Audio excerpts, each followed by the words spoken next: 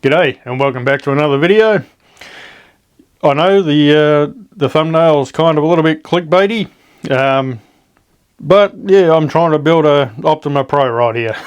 Anyway, if you saw my recent video about the re-release of the Optima Pro, you would have seen that I was collecting parts and stuff to build an Optima Pro out of a Optima kit. So with the big news of it being re-released, I thought I'd better get onto that. So anyway, this is just a quick video to go through the steps that I took to build the chassis. It's not a full build video. I mean, there's a million of them out there since 2016 when it came out, the Optima chassis. So before I go any further, big shout out to Marwan RC who makes the tyres, the reproduction tyres, very nice, and also Pargustore, who makes the alloy wheels. You might have seen a lot in the past where I've done restorations and builds and stuff where I've used Marwan tyres, usually on the restorations.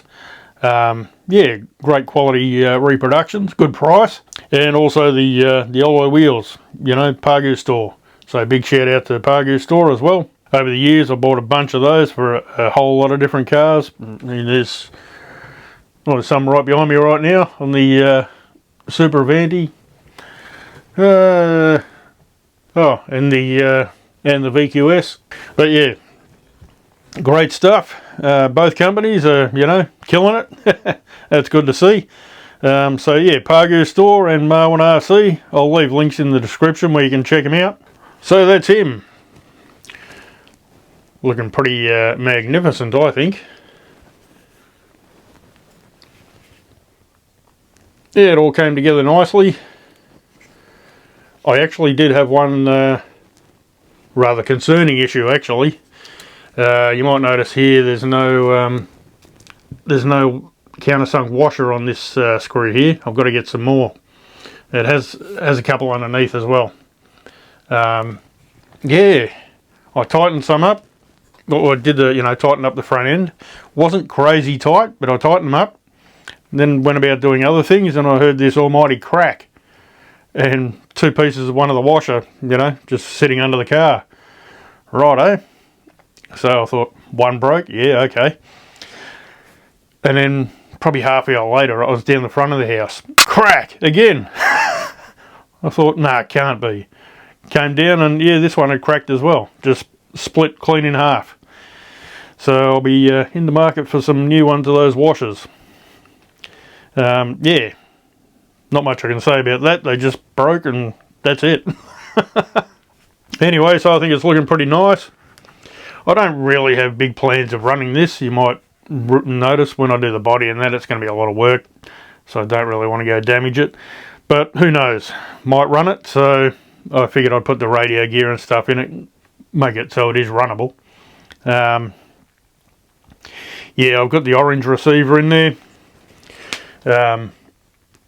just because they're compatible with the Futaba receivers, transmitters.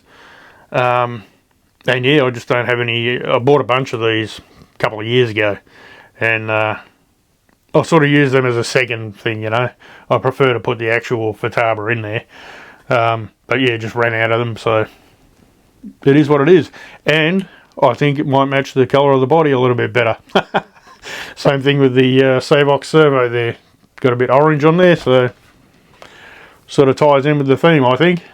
Now I know a lot of you might be saying, oh, you haven't done it right, you've got the wrong radio plate, the battery's meant to be forward, this and that.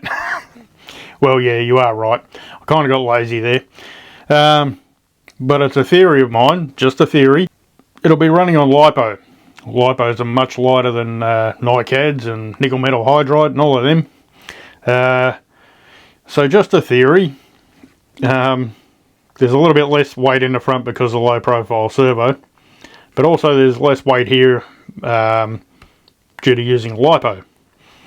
So I'm thinking, yeah, like back in the day the batteries were much heavier, so it made a huge difference, you know, just moving it 20 mil either way.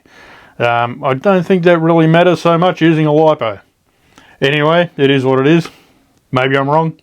Anyway, we'll have a quick flick through the process of what it took to get like this. So I laid out the parts, make sure I had everything. Turns out I didn't, because I'd already dipped into this kit, so then I had to go and dip into another kit. So I got onto the diffs and got those done, and they're pretty simple. So I'm going with a chain drive, of course. So we've got the chain on there, got the gearboxes built,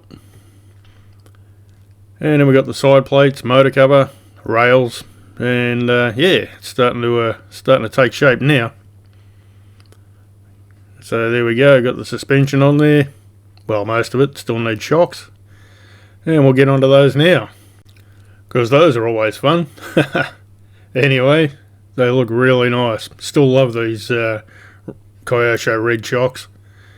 So I went and fitted those up, and yeah, starting to look like a real buggy now. Very nice. So I've got the Pargustore wheels and Marwan tyres, but I'm yeah, kind of missing 2 tyres. I can't for the life of me remember where they were. So I got these wheels here with no tyres, and then it dawned on me where they were. I used them on the Outrage Mark II. So the poor Outrage has to go with no tyres for a little bit until I order some more. Now for the motor, I'll be using a Le Mans 490. So I've hardwired the motor wires, soldered them on there. And the receiver, I'm using a Orange GR400S. So that's compatible with me Futaba transmitters. But I'm out of Futaba receivers right now. And I'm using a Hobbywing 1060 ESC. So I've extended the wires on that. For the servo, I'll be using a Savox Digital SC 1251MG low profile servo. And there it is. That's a chassis all completed. Well, unless I find something I missed. But I think it's looking pretty good. Those Pargustore wheels and Marwan tyres really make it pop, I think. And naturally I couldn't have done the build without those. And of course I did miss something, the tyre lettering. So there we go, I made a start on that and got it all done. So yeah, tyre lettering all done, very happy with that. Now I normally use the, 1 minute. I normally use the, what is it? The Uni paint pens. They're just a white paint pen. But I had these Posca pens, also Uni. Had these handy, just from when I did that cartoon body and things. Still a paint pen, but I don't know if anything's different in them. But the you can seem to use it a lot longer without the tip drying. The ordinary Uni pens, it seems like they're drying up all the time, and you're forever sort of pushing on the tip to get it to flow. And didn't have that problem at all with these. Just, yeah, it was painless. There you go. Now for the red on the B, where is it? The red bit on the B. All I did there was get a little flat blade screwdriver and dipped it in some airbrush red paint, Proline. You can pretty much use anything on there. I normally use red Tamiya enamel or whatever I've got that's going to stay there. Now the next thing I have to do is get onto the body, and that's going to be a right pain, because I did notice, you probably won't see these, but there is cut lines on this one, on the under tray. They're a bit faded, sort of, you know, around the back and the front there, but the sides are okay. You can get most of it out. So that's not too bad at all. On the body, there is absolutely zero cut lines anywhere. Not a single one. Oh, actually there is a single one, just on the back, but I'm not even sure that's accurate, because that goes straight across, and I'm sure it should come over like this. Yeah, so that's going to be real tricky, especially like the rear shock towers and that, where you got to cut down the sides and, you know, open this all up. Yeah, it's going to be a real pain. So I'm not sure where I got this from. I don't know if it was TBG or Penguin or what. I mean, the overall shape and stuff looks pretty good, but no cut lines. That's pretty bad. Anyway, it is what it is. I'll deal with it. Hopefully I won't screw it up.